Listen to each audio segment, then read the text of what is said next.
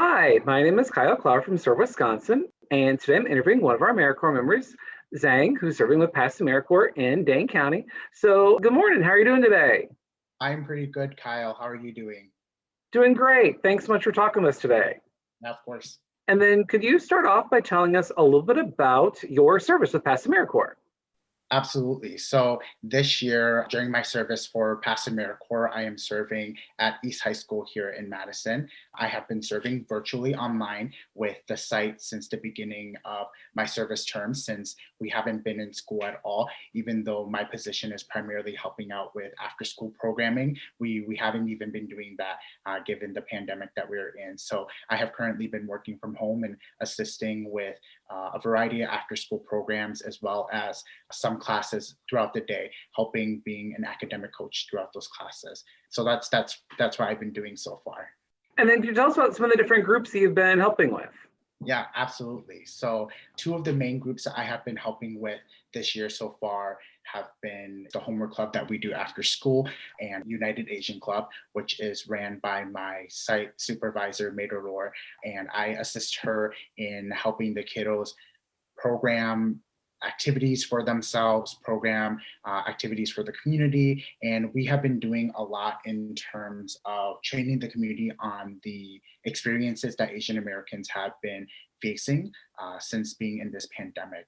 We have heard from the students themselves across the board in Dane County, not just at East High School, feeling in a position where they became victims to the pandemic itself. And especially during the early stages of the pandemic, a lot of them were very unsure about what was going to be happening within their communities. But unfortunately, I think we saw a lot of hatred, racism, and xenophobia come out of the very early stages of the pandemic that was directly targeted against Asian Americans throughout the United States. Those who may have not even ever been to Asia were being targeted for the reasons of the COVID-19 virus. And so our students decided that they wanted to share this experience, especially with the people who educate them. So many of their educators and staff members who worked around them were oblivious to the fact that there was discrimination happening within the school. And it started at the beginning, and then, as soon as the pandemic hit and we all went virtual, some of the bullying had started, and then we just went home and we never came back. And so there was really no time for these students to address the fact that they were facing discrimination from their cohort in regards to COVID-19.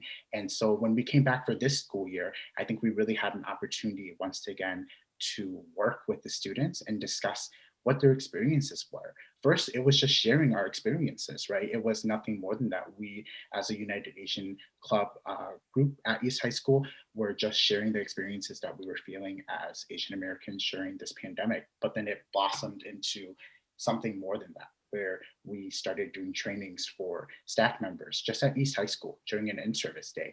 And then that bloomed into the students in our club doing trainings all over Madison. And they have been even going outside of the MMSD system to go and do training at different locations in the surrounding Dane County area. And so it's been such a pleasure to see these kids take their voice and use it in a way where they are now the teachers. They are now teaching the people who teach them about their experience and how to better navigate and empathize with students who are dealing with these things that come with COVID-19 and the pandemic we're in. That's wonderful. And I know that beyond the presentations that the students with the United Asian Club were doing with the teachers, that I've heard that it's blossomed into some further relationships with the teachers in the curriculum. Could you tell us a little about how it's been making some changes in the curriculum as well? Yeah, absolutely. And that is a great thing that has come out of these presentations, these training sessions that our kids have been doing. And I think that sometimes I think they're very well aware of it, but I think that sometimes as well the students that we work with don't understand the changes that they're making in the school. You're not only educating staff members on the experiences that their students are having during this pandemic, but you're also changing the system, right? You're influencing the system in a way to showcase more diversity, to cater to things that are not normal, right? And things that we haven't been talking about or discussing for many, many years because it simply wasn't a part of the curriculum because we simply didn't have the discussion. And so in regards regards to that, after we did our initial presentation, our very first one at East High School, we had a handful of teachers reach out to our students, to the United Asian Club, and say, hey, look, can we somehow take what you guys have been teaching and incorporate these things into our curriculum? Of course, it's not going to happen over the whole entire course of the semester or year, but just to have a unit and or a discussion about it is what they wanted to do. And so that's what we did. We worked with a handful of teachers who came in from, we had a teacher who taught culinary class, we had a teacher who's taught astronomy, another teacher who was based in English and literature reading class. And so we had these teachers come in and ask us about our own stories, about our own culture and history, and how we can incorporate the Asian American culture into, or history into their curriculum and their classes. And we started the semester, or after that presentation, we started off with the culinary course, where we helped the teacher present a traditional cuisine for Asian Americans and for many Asians all across Southeast Asia that we all enjoyed. And so we did a presentation and a video on how to make spring rolls. And this culinary course, they've been really good about sending boxes full of the food or ingredients that they need to their students who are in the class. And so for this particular unit, they were going to get the materials that you need to make spring rolls at home. And so we collaborated, and the students and us, we did a tutorial video talking about how to make spring rolls. And that was showcased to the class. And now that teacher has that video to use in future reference if they ever choose to continue making that a part of their curriculum. And so the kiddos have definitely helped in changing and shaping the way that East High School works in general. Wonderful to see this, that not only that the effect on letting the teachers know the impact that the pandemic had on the students initially, but how it's carrying forward into some longer lasting changes that are going to impact the curriculum that can continue years from now. Yeah, absolutely. And then you told us about your experience with the United Asian Club. I know you also worked with the Homework Club and did some modifications there. Could you tell us a little bit about that? Yeah, absolutely. So I have been working with Homework Club for this year. We started the first semester with the Homework Club just being after school drop-in hours. However, of course, as we're in this virtual world, it is harder to get students to attend just because as soon as classes end, they're pretty much checked out and they're out for the day. And the students that we work with at the high school level, they're busy. They are young adults, they have jobs, they have lives, they have extracurriculars outside of school hours that they want to attend. And so we have to understand that. And I think that that may be something that we faced in the first semester that we were not thinking of when thinking of the bigger picture of how we can help our kids, right? We think about the two ideas of equity and equality. Well, we had a lot of equality. The students were being given the chance to learn in this virtual setting. MMSD was doing the best that they could in order to provide not only the services, but also the technology and also everything else that comes with virtual learning to their students. However, we didn't recognize and pay close attention to the fact that these students no longer had a 7-hour day at school where they could get things done and then go home and relax. They were home all the time, and everything that came with being home never left when they went to school, right? Because they never went to school. And so starting the second semester off, I had to rethink about how we can make it more accessible to the students. And that's when the idea of equity came into play, right? Recognizing that not all students have the same lifestyle, and not all students have the same availability just after school to drop in. Some of them might work, some of them might have to work every single day after school from 4 to 9 to support themselves or their family members. And so we have to recognize that and reorganize our approach so that we are giving the opportunity to students all across the board to not only have a chance to do it, but then also have the opportunity to come in and get the help that they want. And so ever since we had shifted our mindset in regards to Homework Club and academic coaching in general to something that is more based in equity rather than something that is just dropping hours after school, we have been seeing quite an improvement in the number of students that we get to attend and the students who are interested. And we've come to see as well that they are interested in working throughout the school day and not so much after school for whatever reasons they may be. We just are happy that they are finding the time to get additional help if they need it. So there are two of the main clubs I have been helping with, dabbling every now and then whenever the help may be needed, but primarily those two after school programming groups. And then why did you decide to serve with AmeriCorps originally? And was there something that drew you to PASS AmeriCorps? Yeah, so I decided to served with AmeriCorps originally because my passion is service. My passion is giving back to my community in any way that I can. And it so happened that I served with PASS AmeriCorps in Dane County because I currently live here. I am a fourth year at UW-Madison, graduating this spring. And so I found myself staying in Madison. And when I saw that this opportunity was available, I thought it was a great opportunity to continue my service and continue growing and developing not only my professional skills and my personal skills, but also building a relationship with the community, building a relationship with the students, the parents, the staff members who I was going to work with. And that's super important. And then, of course, the largest objective is to serve the community in some way.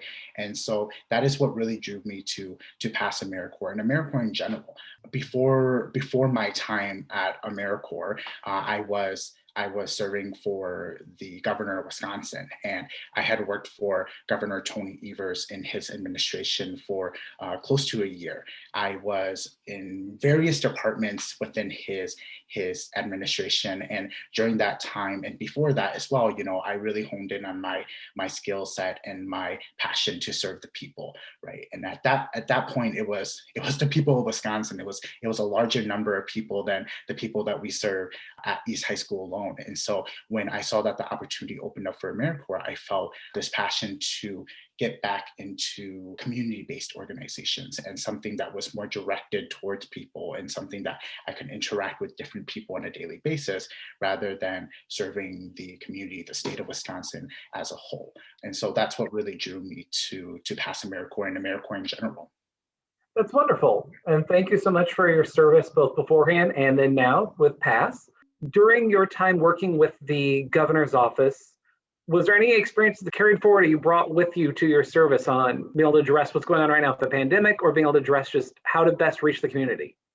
Yeah, absolutely. So when I was working for the governor's office, I first started in the appointments office, and we oversaw the boards and commissions that the governor oversees. And we helped the governor in assisting him to select committee members. And that was the first position that I held. And then I took a little hiatus when I went abroad. That ended very shortly because of the pandemic. I was in Peru for about 2 weeks before I had to come back to the United States, given the announcement of a pandemic rather than an epidemic of COVID-19.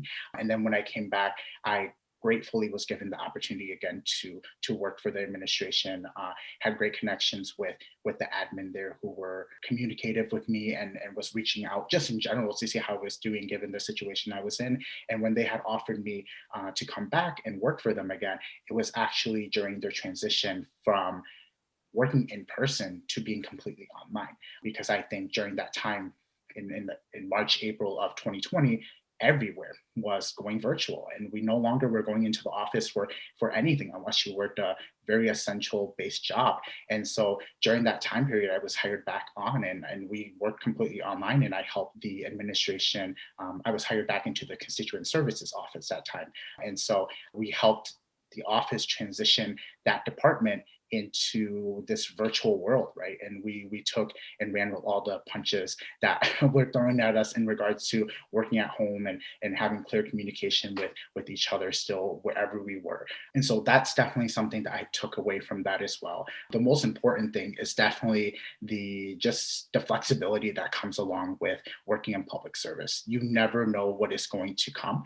And that is definitely something that rings true during my time in the governor's office, especially in the constituent services office, because during that time we were working through the initial steps of the pandemic. Things were shutting down. We were trying to promote public safety in a way that was, in some people's opinion, or give or take, was hurting our economies, our families, our communities, our education system, things that were very serious and that people did care about and that we tried to attend to the best of our abilities. And so at points, we would get thousands of contacts a day into the constituent services office. And we had to navigate and manage those contacts in order to reach back out to the people who were in need of service. Definitely during a time where our state was suffering and the whole United States was suffering in general. And so rolling with the punches was definitely something that we had to do. And as well as that, in my position in the Constituent Services Office, I was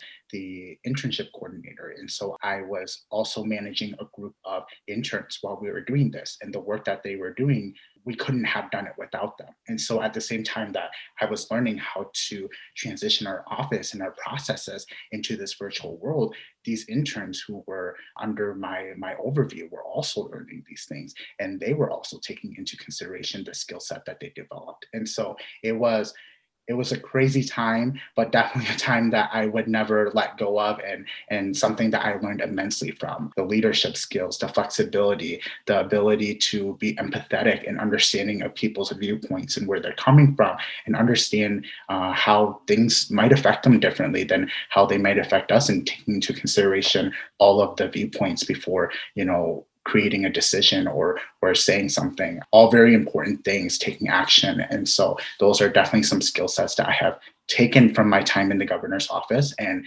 continue to use in my position now. And I foresee forever. I don't think that those qualities will necessarily all go away. That's awesome. So thank you so much for your service in both there and with PASS. And I believe you said that you're graduating at the end of this semester. Is that correct? Yeah, that is correct. So I will be graduating this spring. Say congratulations. And then, so what are your plans for once graduation is over?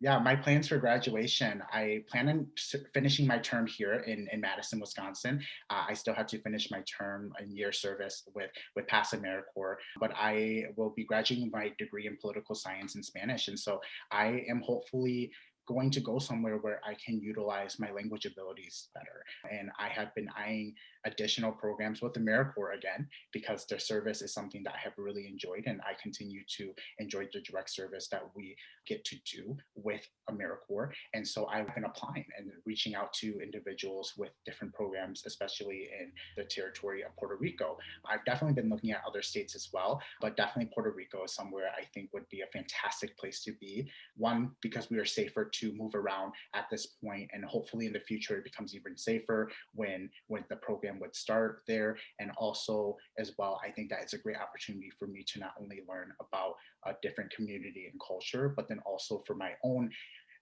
personal interest to improve my Spanish speaking abilities and fluency. And so those are things that I'm looking forward to in the future in regards to what I plan on doing after I graduate. That's fantastic. Well, thank you so much for all of your dedicated service you've been doing this year with PASS, and then the PASS course you've done, and then the difference you've been helping to make for your students there at East High School, and helping them both present to the faculty, express what's going on, and then making the curricular changes, and also the adaptations you've been making to help with all the students with accessing the homework tutoring services in the homework club. Absolutely, Kyle. Thank you for having me and taking the time to talk about what we've been doing at East High School this year. Well, thanks again, and I'm so happy to talk to you, and good luck for the rest of your service. Thank you.